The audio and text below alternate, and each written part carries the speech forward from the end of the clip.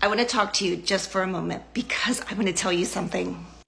So remember when you went to college and you were like, oh, I'm going to be a nurse, or I'm going to work in healthcare, or maybe you went to that new, corporate job and you had no idea what you were doing, even though you thought college was supposed to teach you everything?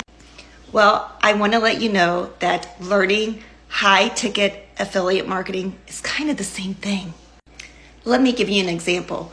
When you are in college and you're going to your clinicals and they are teaching you like how to start an IV or how to, take someone's blood pressure or all that good stuff, and you're just like, oh my God, I'm scared. I don't know what to do. And how do I do this? Affiliate marketing is the same thing, guys. You're not going to know what you're doing. It is a new skill. I have been at this probably for about a year and a half. And a year and a half later, it's like all these light bulbs are going off and I know what the hell I'm doing right now. I just deleted an entire sales funnel and I was like, oh, but you know what? Because I have the skill and I have the knowledge, I know how to build one. Before, I couldn't even get my link inside of the sales funnel to make it even work. So guys, this is just what I'm telling you.